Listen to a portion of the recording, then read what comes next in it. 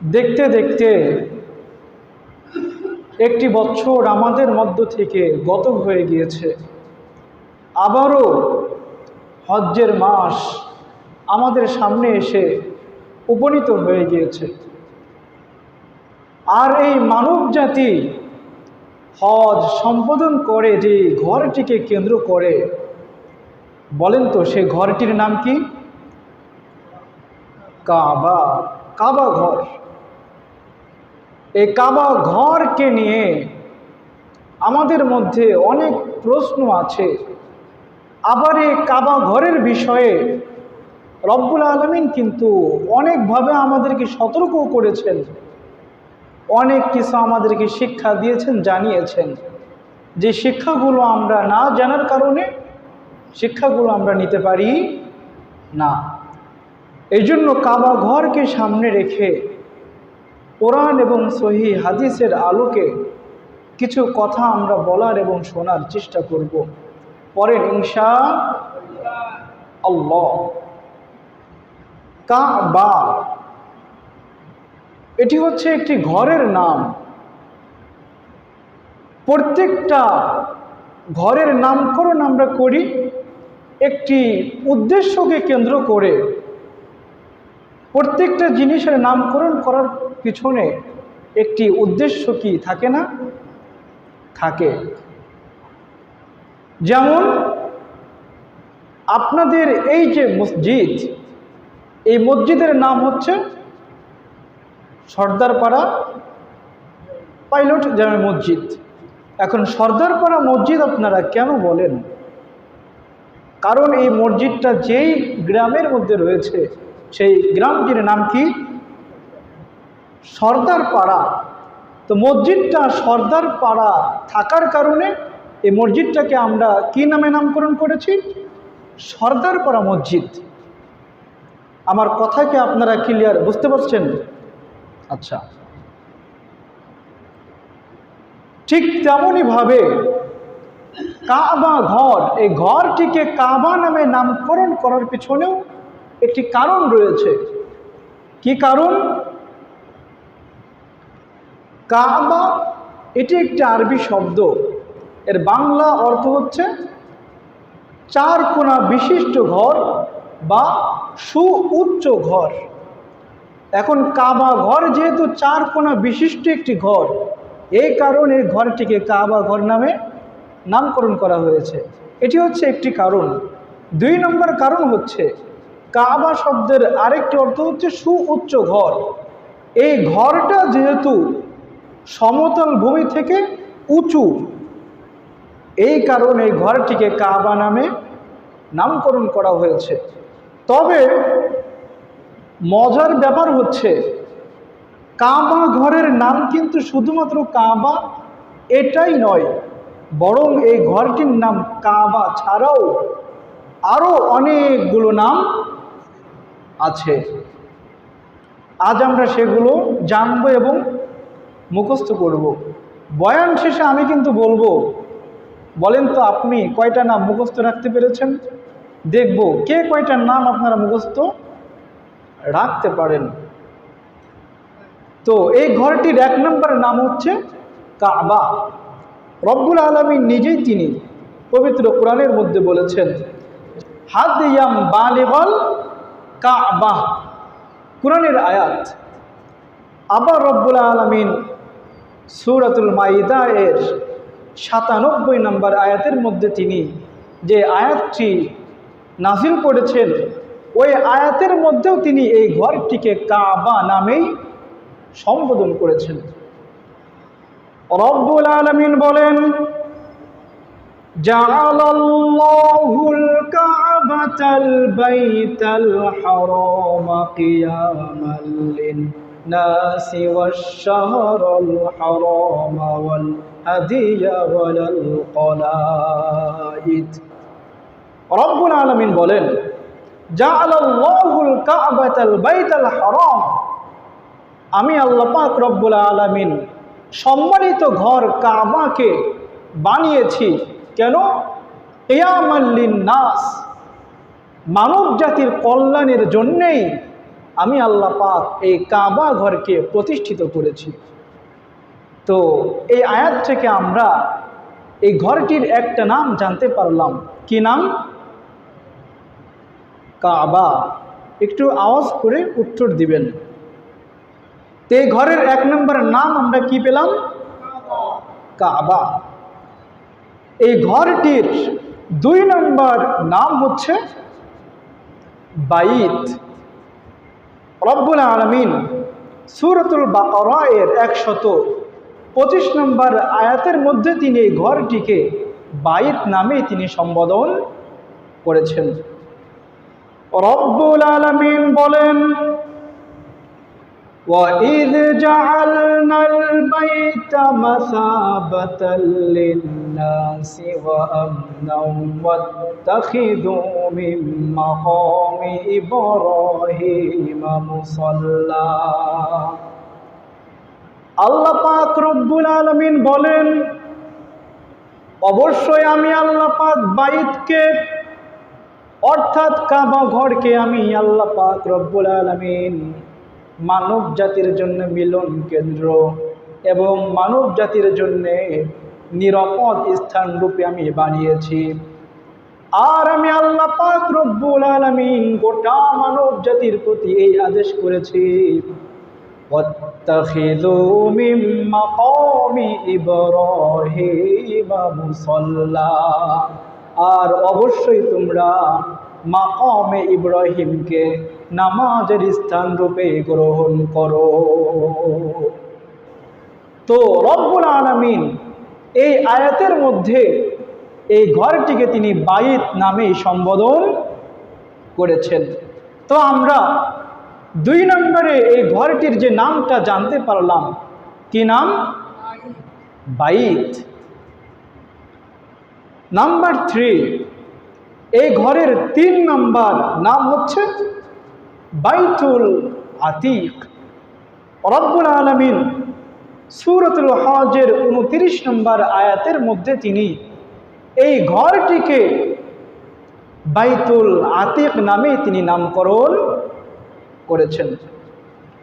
রব্বুল আলামিন বলেন,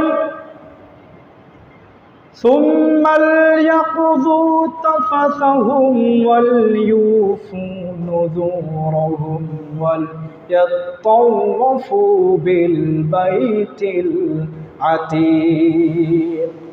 আল্লাহ পাক রব্বুল আলামিন মানব জাতির প্রতি তিনি আদেশ করছেন, সুম্মা লিয়াকুযু তাফাসাহুম ওয়াল ইউফু নুযুরহুম। মানব জাতি যেন তারা তাদের দেহের অপবিত্রতা দূর করে এবং তাদের যে মান্যতগুলো আছে, মানব জাতি যেন সেই মান্যতগুলো পূরণ করে। ওয়ালিয়াতাওয়াফু বিল বাইতিল আতিক, এবং বাইতুল আতিকের অর্থাৎ এই সুপ্রাচীন ঘরের তাওয়াফ যেন তারা সম্পূর্ণ করে। তো এই ঘরের 3 নম্বর নাম হচ্ছে বাইতুল আতিক।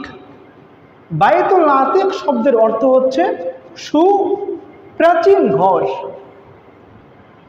এখন এই ঘরটিকে সুপ্রাচীন ঘর নামে বা বাইতুল আতিক নামে কেন নামকরণ করা হয়েছে? এর 2টি কারণ রয়েছে। 1 নম্বর কারণ হলো, পৃথিবীর মধ্যে সর্বপ্রথম যে ঘরটিকে নির্মাণ করা হয়েছে, বলেন তো সেই ঘরটির নাম কি? কাবা ঘর। এটা হচ্ছে 1 নম্বর কারণ। বাইতুল আতিক নামে 2 নম্বরে নামকরণ করার কারণ হচ্ছে, পৃথিবীতে অনেক সময় জালেম শাসকরা বিভিন্ন স্থান তারা দখল করে, কিন্তু আজ পর্যন্ত কোনো জালেম শাসক কাবা ঘর তারা দখল করতে পারে নাই। যেমন ফিলিস্তিনের বাইতুল মুকাদ্দাস, এটা এখন কাদের দখলে? ইহুদিদের দখলে। কিন্তু আজ পর্যন্ত কোনো ইহুদি কাবা ঘরকে দখল করতে পেরেছে? পারে নাই। এই কারণে এই ঘরটিকে বাইতুল আতিক নামে নামকরণ করা হয়েছে। তিরমিজির বর্ণনায় হাদিস এসেছে, বিশ্বনবী সাল্লাল্লাহু আলাইহি ওয়াসাল্লাম বলেন, ইন্নামা সুমিয়াল বাইতুল আতিক লিআন্নাহু লাম ইয়াযহার আলাইহি জাব্বার। কাবা ঘরকে বাইতুল আতিক নামে এই কারণে নামকরণ করা হয়েছে, কারণ আজ পর্যন্ত কোনো জালেম শাসক, কোনো স্বৈরাচার বাদশাহ কাবা ঘরকে দখল করতে পারে নাই।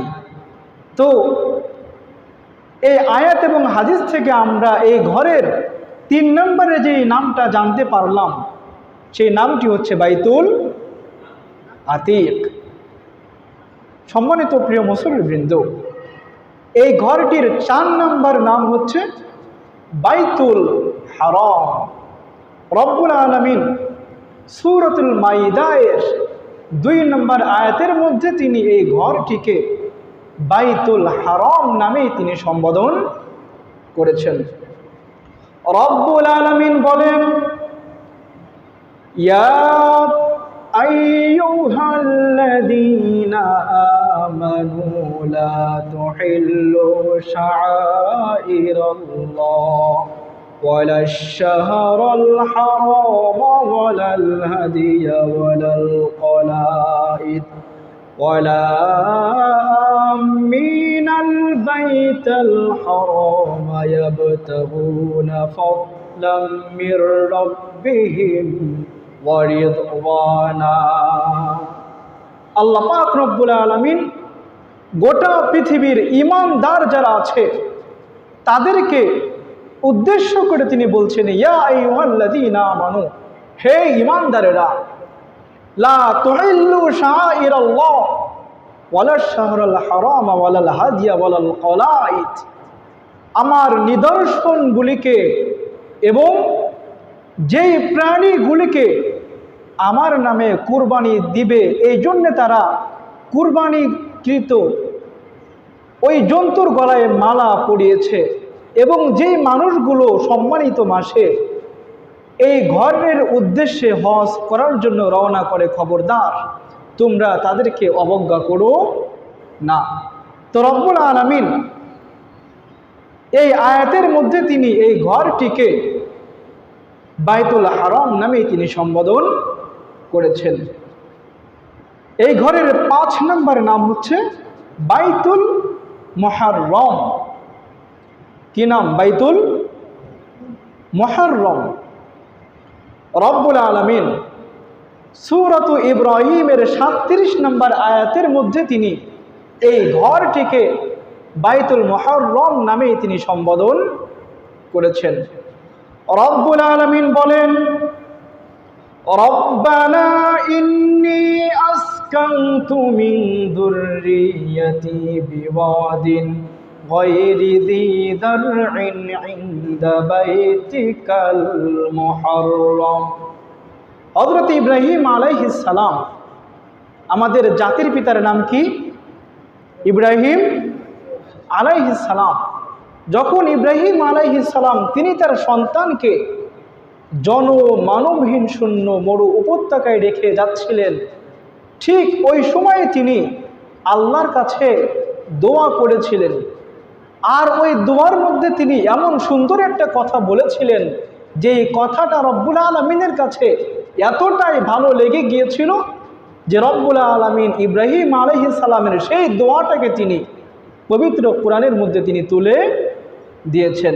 ইব্রাহিম আলাইহিস সালাম বলেছিলেন, রব্বানা ইন্নী আসকানতু মিন যুররিয়্যাতি বিওয়াদিন গায়রি যী যারইন ইনদা বাইতিকাল মুহাররম।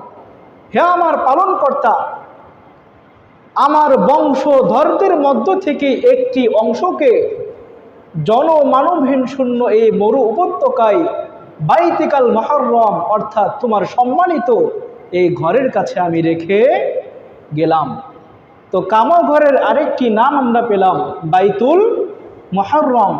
আর এই বাইতুল মুহাররম নামে যিনি নামকরণ করেছেন তিনি হচ্ছেন আমাদের সকলের জাতির পিতা সাইয়্যিদিনা ইব্রাহিম আলাইহিস সালাম। এই ঘরটির 5 নম্বরে নাম হচ্ছে মসজিদুল হারাম। কি নাম? মসজিদুল হারাম।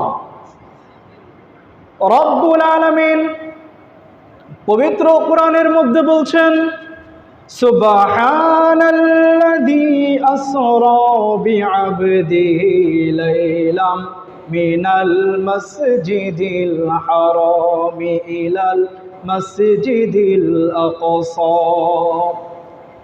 আল্লাহ পাক রব্বুল আলামিন বলেন, বরকতময় সুমহান সেই সত্তা যিনি তার বান্দাকে একটি রাতের অংশে, রাতের কিছু অংশে মসজিদুল হারাম তথা কাবা ঘর থেকে নিয়ে শুরু করে মসজিদুল আকসা তথা বাইতুল মুকদ্দাস পর্যন্ত ভ্রমণ করিয়েছিলেন। তো এই আয়াতের মধ্যে রব্বুল আলামিন কাবা ঘরকে মসজিদুল হারাম নামে তিনি নামকরণ করেছেন। সম্মানিত প্রিয় মুসল্লিবৃন্দ, কাবা ঘরের আরেকটি নাম হচ্ছে বাইতুল্লাহ, অর্থাৎ আল্লাহ পাক নিজেই বলেছেন যে ঘরটি হচ্ছে আমি আল্লাহর ঘর। আমাদের এই যে মসজিদ সর্দার পাড়া, আল্লাহ কি কখনো কোথাও বলেছেন যে সর্দার পাড়া এই মসজিদটা বা এই ঘরটা আমার? বলেছেন কোথাও? বা শিকদার পাড়া মসজিদের ব্যাপারে আল্লাহ কি বলেছেন যে ওই ঘরটা আমার? কিন্তু কাবা ঘরের ব্যাপারে আল্লাহ পাক বলেন যে ঘরটা হচ্ছে আমার ঘর। রব্বুল আলামিন সূরাতুল বাকারা এর 125 নম্বর আয়াতের মধ্যে তিনি বলেছেন, ওয়া আহিদিনা ইলা ইব্রাহিম ওয়া ইসমাঈল আন তাহিরা বাইতিয়া লিত-তাইফিন ওয়াল আকিফিন ওয়া রুক্কাইস সুজুদ। রব্বুল আলামিন এই আয়াতের মধ্যে তিনি কাবা ঘরকে আমার ঘর বলেই তিনি সম্বোধন করেছেন। তো এই ঘরের আমরা মোট 7টি নাম জানতে পারলাম। এই ঘরের 8 নম্বরে আরেকটি নাম হচ্ছে কিবলা। আপনারা দেখবেন অনেক সময় অনেকেই বলে যে আচ্ছা আমি নামাজ পড়ব, কিবলা কোন দিকে একটু আমাকে দেখিয়ে দাও। এখন এই কিবলা বলতে ওই লোকটা যে ঘরকে উদ্দেশ্য করে সেই ঘরটির নাম কি? কাবা ঘর।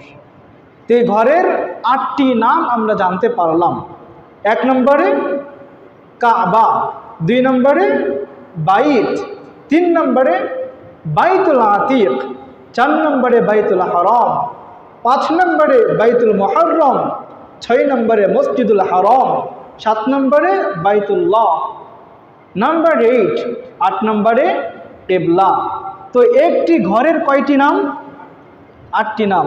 পৃথিবীতে দ্বিতীয়তে আর কোনো ঘর আমাকে দেখাইতে পারবেন যে ওই ঘরের এতগুলো নাম আছে? আছে? নাম থাকতে পারে একটা, যেমন আপনাদের অনেকের বাড়ি আছে মানিকগঞ্জে, আমি দেখেছি বাড়ির চারপাশ দিয়ে বাউন্ডারি করা, তো বিশাল বড় একটা সাইনবোর্ডের মধ্যে লিখে দেয় অমুক ভিলা, দেখেন নাই? যেমন লতিফ সর্দার ভিলা, সিদ্দিক সাহেব ভিলা, এরকম লেখা থাকে না? তো এক একটা বাড়ির এক একটা নাম থাকে। কিন্তু কাবা ঘর এটা এমন একটি ঘর, একটি ঘরেরই কয়টি নাম? 8টি নাম। যদি কখনো কেউ আপনাদেরকে প্রশ্ন করে যে বলো তো কাবা ঘরের মোট কয়টি নাম আছে, বলতে পারবেন না? কয়টি নাম? 8টি নাম। সম্মানিত প্রিয় মুসল্লিবৃন্দ, কাবা ঘর হচ্ছে এমন একটি ঘর, এই ঘরটি হচ্ছে পৃথিবীর সমস্ত ঘর থেকে একটি অন্য রকম। রব্বুল আলামিন এই ঘরের এমন কিছু তাৎপর্য, এমন কিছু সম্মান তিনি দিয়েছেন যে সম্মানগুলো তিনি পৃথিবীর অন্য অন্য ঘরের দেন নাই। আমরা কয়েকটি সম্মানের কথা জানব। কাবা ঘর হচ্ছে এমন একটি ঘর, বিশ্বনবী সাল্লাল্লাহু আলাইহি ওয়াসাল্লাম বলেন, যদি কোনো ব্যক্তি জিয়ারত করার উদ্দেশ্যে কাবা ঘরে যায়, রব্বুল আলামিন এই ব্যক্তির পিছনের সমস্ত গুনাহগুলোকে তিনি মাফ করে দিবেন। সুবহানাল্লাহ। এমন কোনো হাদিস কি আপনি দেখাতে পারবেন যে নবীজি বলেছেন যদি কোনো ব্যক্তি সর্দার পাড়া নামাজ পড়ার জন্য যায়, রব্বুল আলামিন ওই ব্যক্তির সমস্ত গুনাহগুলোকে তিনি মাফ করে দিবেন? আছে? কিন্তু কাবা ঘরের ব্যাপারে কিন্তু আছে। কোনো ব্যক্তি যদি তাওয়াফ করার উদ্দেশ্যে কাবা ঘরে যায়, ওই ব্যক্তির সমস্ত গুনাহগুলো যিনি মাফ করে দিবেন, জবান ছেড়ে বলেন তো তিনি কে? আল্লাহ। বিশ্বনবী মুহাম্মদুর রাসূলুল্লাহ সাল্লাল্লাহু আলাইহি ওয়াসাল্লাম বলেন, মান আতা হাদাল বাইত, যদি আমার কোনো উম্মত জিয়ারত করার উদ্দেশ্যে, তাওয়াফ করার উদ্দেশ্যে কাবা ঘরের কাছে আসে, ফালাম ইয়ারফুস ওয়ালাম ইয়াফসুক, আর রব্বুল আলামিন গোটা মানব জাতির উপরে যেই বিধানগুলো তিনি হারাম করে দিয়েছেন, ওই বিধানগুলো যদি থেকে সে বিরত থাকে, রাজা কামা ওয়ালাদাতহু উম্মুহু, রব্বুল আলামিন এই ব্যক্তিকে ওই শিশুর মতোই নিষ্পাপ বানিয়ে দেবে, যেই শিশুটি কিছুক্ষণ পূর্বে তার মায়ের পেট থেকে জন্মগ্রহণ করেছে। সুবহানাল্লাহ। যেই শিশুটি কিছুক্ষণ পূর্বে তার মায়ের পেট থেকে জন্মগ্রহণ করেছে, তার আমল নামায় তো মনে হয় পাহাড়ের থেকে অনেক বেশি গুনাহ আছে, নাকি? গুনাহ আছে নাকি নিষ্পাপ? নিষ্পাপ। তো নবীজি বলেন, আমার কোনো উম্মত যদি কাবা ঘর তওয়াফ করার জন্য আসে, আর যদি রব্বুল আলামিনের সমস্ত নিষিদ্ধ বিধানগুলি থেকে সে নিজেকে বাঁচিয়ে রাখে, রব্বুল আলামিন এই ব্যক্তির সমস্ত গুনাহগুলোই তিনি মাফ করে দিবেন। সুবহানাল্লাহ। তো এটা হচ্ছে কাবা ঘরের 1 নম্বর তাৎপর্য বা মর্যাদা।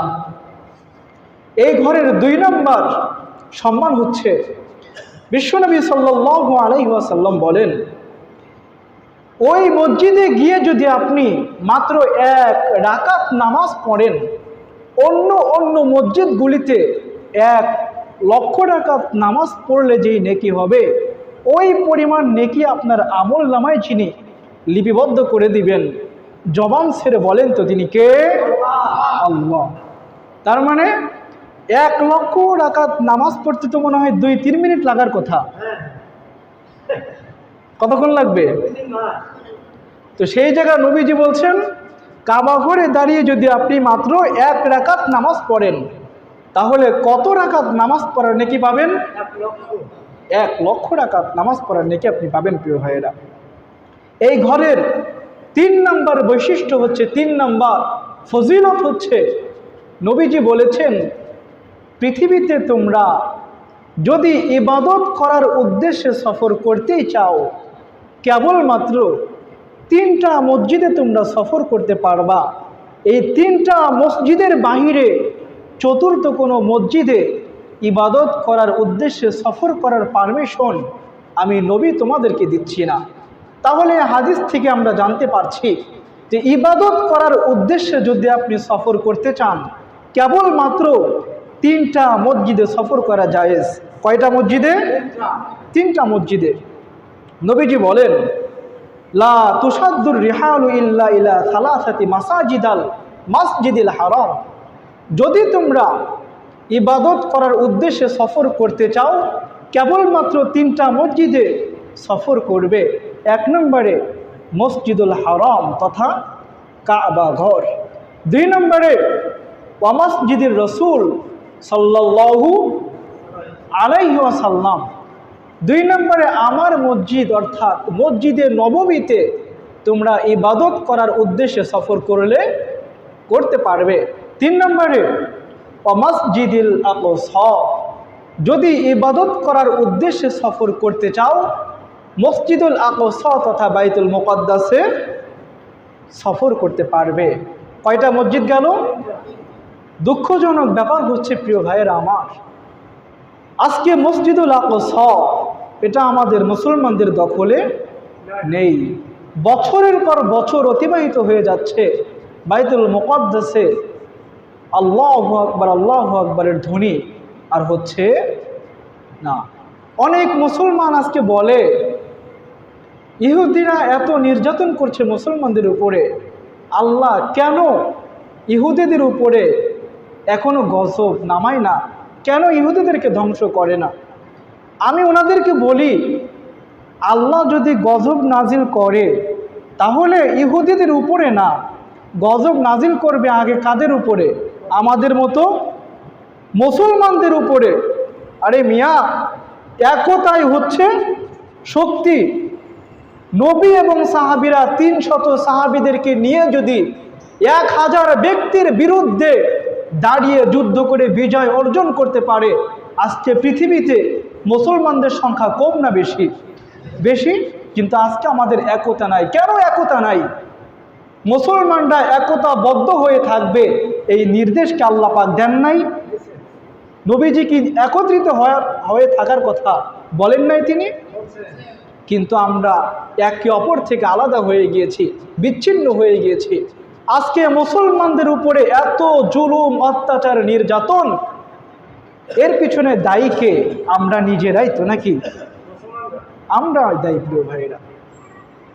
এই ঘরের 3 নম্বর বৈশিষ্ট্য আমরা পেলাম, যদি আপনি ইবাদত করার উদ্দেশ্যে কাবা ঘরে যেতে চান তাহলে জায়েজ করে দিয়েছেন কে? আল্লাহ। এই ঘরের 4 নম্বর ফজিলত হচ্ছে, বিশ্বনবী সাল্লাল্লাহু আলাইহি ওয়াসাল্লাম বলেন, যদি তুমি প্রাকৃতিক প্রয়োজন পূরণ করতে চাও তাহলে কখনোই কাবা ঘরের দিকে মুখ করে বসবে না। বিশ্বনবী বলেন,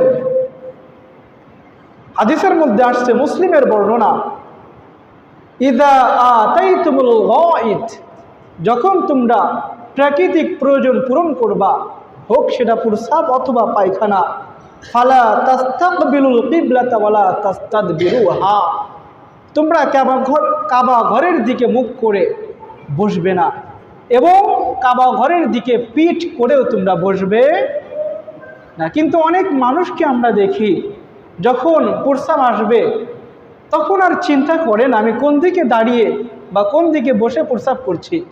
প্রস্রাব আসছে, ব্যাস একদিকে বসে পড়ে, ক্যাবলার দিকে মুখ করে প্রস্রাব করে। এমন মানুষ তো মনে হয় আপনারা জীবনেও দেখেন নাই, দৈনিকই দেখে। তার মানে এমন মানুষ কিন্তু সমাজে অভাব নাই, প্রিয় ভাইয়েরা। এই জন্য কাবা ঘরের দিকে মুখ করে প্রস্রাব পায়খানা করা যাবে। অন্য হাদিসের মধ্যে আসছে, কাবা ঘরের দিকে মুখ করে আপনি থুতুও নিক্ষেপ করতে পারবেন না। যদি আপনার স্মরণ থাকে যে এদিকে হচ্ছে কাবা, আপনি স্মরণ থাকা অবস্থায় থুতু নিক্ষেপ করতে পারবেন না।